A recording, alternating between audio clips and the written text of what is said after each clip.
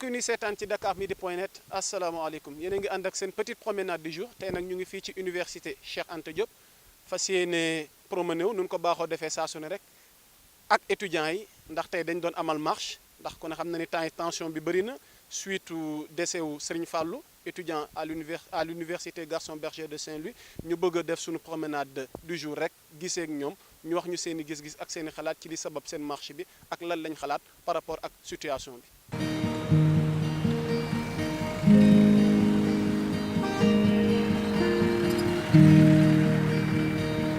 tey defoon nañ fi sitting ñun étudiant université Cheikh Anta Diop bu Dakar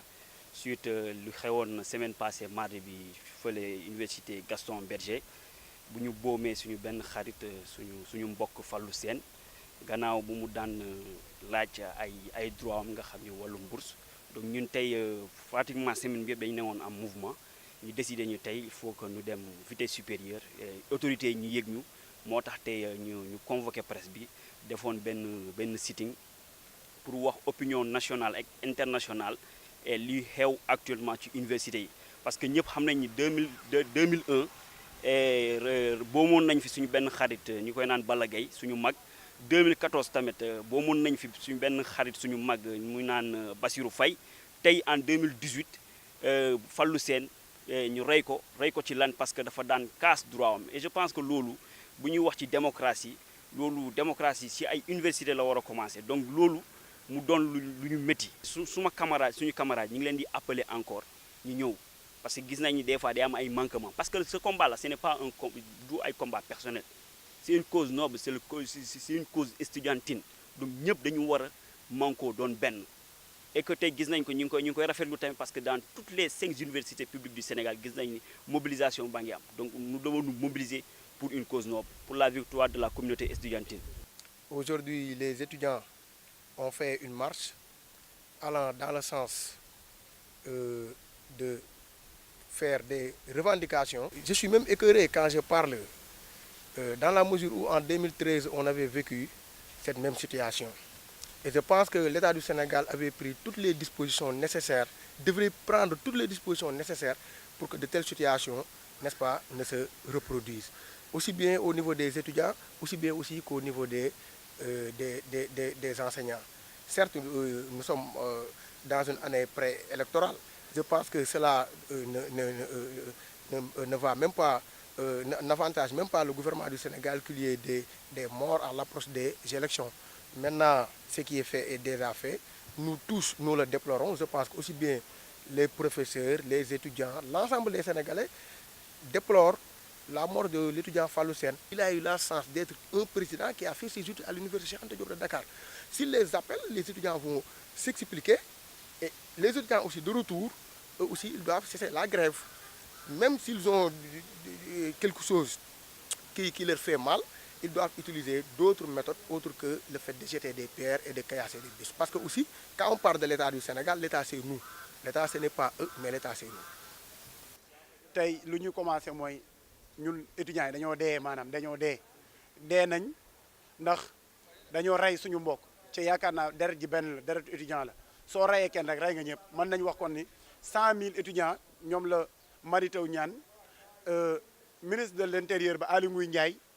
ministre des forces armées ñooñu rey ñoom ñëpp léegi nag li waral daje bi suba mooy ñëw toog ngir naqarlu li nga xamante ni xew na waaye naqarlu gi dañ ciy bëgg a yàgg dañu wax ni une fois n'est pas coutume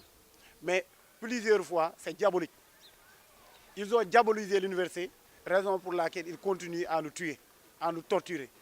ils ont mis devant cette université des policiers mal formés des policiers incorrects indisciplinés pour m'en limiter là juste pour vous dire ceci que Thomas Sankara disait qu'un militaire sans formation ni idéologie est un criminel en puissance amul négociation amul dara maanaam pour ma waxaale ko sax sama camarade étudiant yi fii gor na moytu def récupération li nit ku dee la bu leen nekk dëmm comme nu ma ko waxee woon dem di dund ci deru nit koo xamante ni dee na ba pare revendication bi lan la mooy Mary Teuw Niane xoolal balaa ñuy dem fenn maanaam loolu bokkul sax ci yi ni négocier mooy yeneen mais Mary Teuw ak dàqam lu négocier xoolal Macky Sall dañ ko ne Mary Teuw bu ko dàqul université Cheikh Anta Diop du amum njàng xanaa loolu bokkul ci négociation li ñuy négocier nag xamalum mooy Aly Ngouille Ndiaye na fi jóge ndax reykatu nit la du nit ku baax waa ku la fekk ci sa biir nekk nar laa rey lan ngay def dañ ñu pousser au pied du mur l'homme ne peut que se retourner et faire face à son poursuivant c'est ce que les étudiants ont fait maigres que nous sommes la faim qui nous gagne désemparés devant ce tohu-bohi des lacrymogènes nous ne savons plus rien faire on s'est simplement contenté de prendre nos pierres pour les repousser et ils nous ont massacrés ca duñ ci deñ chaque jour ñu def ko ñoo ñàkk yërmande ñoo bon ñoom ministres yi sama yóbbante nag ñoom mooy Aly Ngouille Ndiaye yaa gën a réew ci yarkat yi maanaam amul nëbbatu ndaxte da ngeen di génn di xas suñu bàyyee yooyu sa doom moo tax xas suñuy bàyyi ma lay tontu fii ni la